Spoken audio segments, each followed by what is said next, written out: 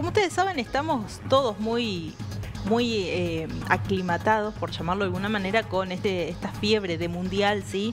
Y no queríamos dejar pasar el momento y hablar con alguien realmente especializado y con alguien que estuvo al lado de Dios, porque fue el preparador físico de nada más ni nada menos que Diego Armando Maradona. Y estoy hablando de Fernando Signorini, que lo tengo en comunicación. ¿Qué tal? Buenas noches, Fernando. Ornella Cárdenas lo saluda. Hola, Ornella, buenas tardes, ¿cómo estás? Muy bien, muy bien. Bueno, mucho gusto.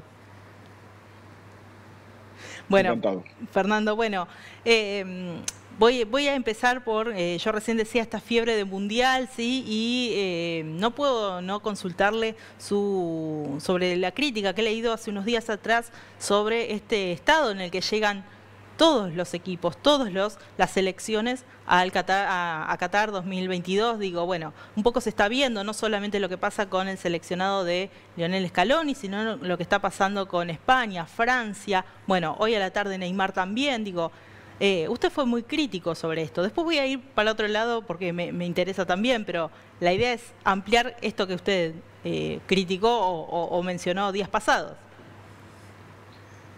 Sí, claro, porque no hay manera de quedarse callado ante los atropellos que está haciendo el poder, que es sanguinario, que es obsceno, hacia esta fantástica construcción cultural de las clases populares que es el fútbol. Hoy solamente les interesa el negocio y hacen a menos inclusive o desprecian la salud y muchas veces hasta la vida de los jugadores. Uh-huh. En Argentina mismo ha habido una cantidad de chicos que se han suicidado, bueno, porque no llegan a cumplir sus sueños, son dejados fuera de las convocatorias, y en el Mundial exactamente lo mismo. Se va a jugar sobre, no sé, estadios construidos eh, con la opulencia que es tan característica de esta gente, con 6.500 obreros de la construcción muertos, obreros que se igualan en su clase social o en su extracción social a la mayoría de los padres, de los jugadores de Argentina, de América Latina y del África, que si hubieran estado ahí también hubieran sido víctimas. Entonces, es extraño que ningún jugador se anime a levantar la voz. Al contrario, el poder no quiere ni siquiera que, como ocurrió el otro día, cuando alguien del gobierno sugirió a la selección que saliera con el brazalete en luto por la muerte de Eve de Bonafini.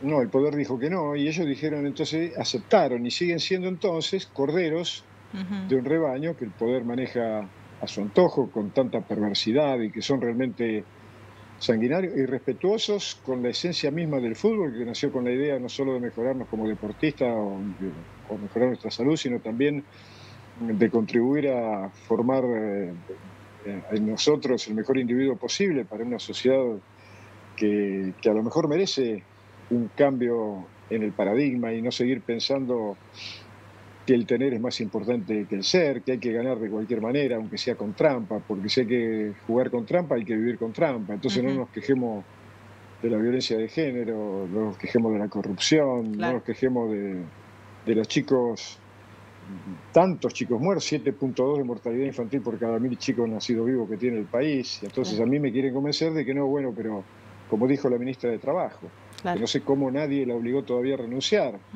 cuando dijo que en este momento, este mes, era más importante que Argentina saliera campeón que la inflación. Pero, señora, por cada día que pasa por inflación, es más gente que queda afuera y muchos chicos que mueren porque no tienen ni siquiera para comer. Pero bueno, nos han transformado, te repito, nos han estupidizado, nos han frivolizado, nos han vulgarizado con una tilinguería que se ve, es perfectamente visible a través de la mayoría de los periodistas que están cubriendo el Mundial de Qatar, que son realmente obscenos, ¿no? Pero bueno, el poder quiere eso, quieren que hagan eso, y siempre hay gente que se presta, pero entonces después no nos quejemos, porque cada día el sueño de una sociedad más justa, más digna, con valores que tienen que ver con la nobleza y con la solidaridad, va a quedar cada vez más lejos, ¿no?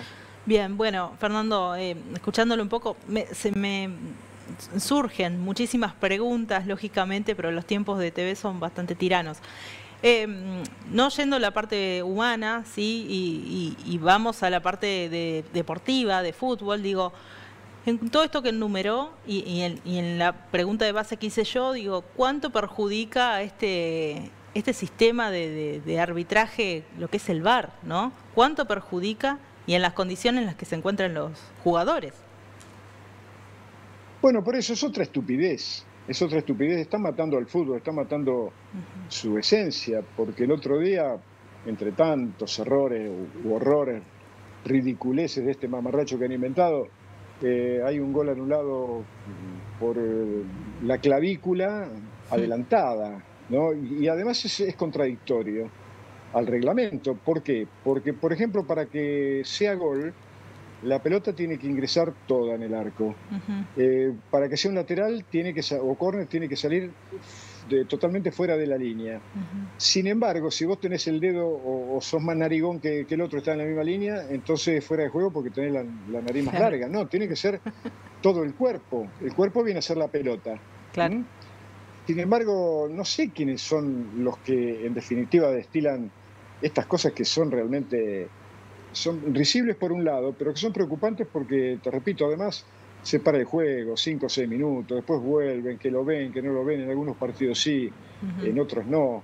Entonces, ¿qué se creen que es el fútbol? El fútbol es una maravillosa construcción cultural de las clases populares y hoy se lo ha apoderado el mundo del gran negocio. Ya lo anotó Menotti cuando dijo desde que la pelota saltó de los campos de juego a los escritorios de los grandes empresarios, el fútbol se transformó en otra cosa. Y hoy también se ha transformado, como dice Noam Chomsky, en uno de los maravillosos argumentos de dominación y de estupidización o de frivolización de las masas, ¿no? Porque nos hacen creer que es tan importante. ¿Y qué va a cambiar en el país si Argentina sale campeón? Y tampoco va a cambiar nada si queda eliminado ante México, porque te repito, hay problemas estructurales que vienen casi desde el fondo de la historia. Es cierto. Y no lo ha resuelto el Mundial del 78, tampoco el Mundial del 86. No variarían o cambiarían a favor de, sobre todo, de las clases más postergadas, aunque se ganaran todos los mundiales, ¿no? Bien. Las políticas deportivas tienen que ser distintas, tienen que apuntar a otra cosa, como un fantástico argumento para ayudar a los papás y a los profesores a formar a los niños de la mejor manera posible para una sociedad que los espera, que los merece, que los necesita y los reclama, ¿no? Bien. Y tanto que cuesta, porque todavía seguimos viendo, a pesar de todas las campañas que se realizan, todavía seguimos viendo de papás agresiones a los nenes. No, bueno, sí, es brutal, por eso digo, pero habría que revisar inclusive hasta los programas de educación, ¿no? Volver a la fuente, volver a la sensibilidad. Los chicos los papás, más que los chicos, tienen que entender que ganar no es una obligación, claro, es una posibilidad. Porque yo le preguntaría a los padres, ¿para qué tuvieron hijos? Claro. ¿Para qué los tuvieron? ¿Qué? ¿Para que sean campeones? Claro. ¿O para que sean como ustedes quieren? No, son los chicos, creo yo, ¿no? Tienen que ser como los pájaros, en que uno están en el nido hasta que uno los guía y les enseña más o menos a volar, pero después no le puedo acompañar en el vuelo. El vuelo, la vida es de ellos y no nos deben absolutamente nada, pero bueno, estamos en este momento de tanta preocupación en la formación de las nuevas generaciones, que sí, sin ninguna duda, el futuro no es muy alentador, ni mucho menos, ¿no? Bien. Fernando, ya cambiando de tema, yo recién lo presentaba como el preparador físico de Diego Armando Maradona, de Dios, lo mencionaba así, digo, cuénteme un poco las experiencias, las anécdotas sobre todo que ha vivido al lado de él, ¿no? ¿Te imaginas que en casi, bueno, con algún tipo de paréntesis intermedio, debido a que Diego fue sancionado en el 91, en el partido contra el Bari, por consumo de cocaína, y después pasó lo mismo en el Mundial del 94, pero aproximadamente yo estuve con él, sacaba la cuenta, no sé, unos 4.000 días, y cada día de Diego valía, no sé, por 10 de un humano normal, porque llegó a ser el hombre más famoso del planeta, no digo el más importante, por supuesto, pero sí el más famoso, y era un chico muy especial, con un tremendo carisma. Hay que diferenciar, y yo lo hice en su momento, entre Diego y Maradona.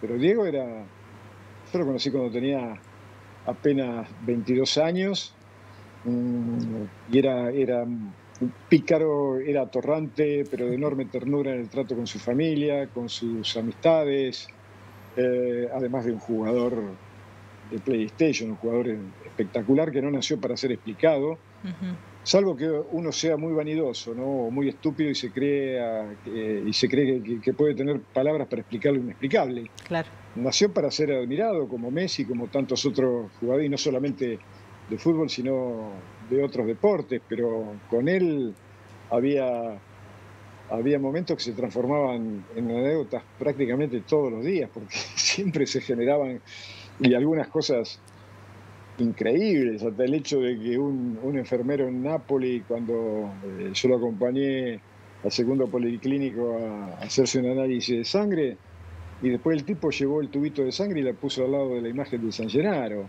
¿no? Que es el patrono de la ciudad. Claro. Lo hicieron creer, sinceramente lo hicieron creer, o ellos se creyeron que era una divinidad, que era un dios.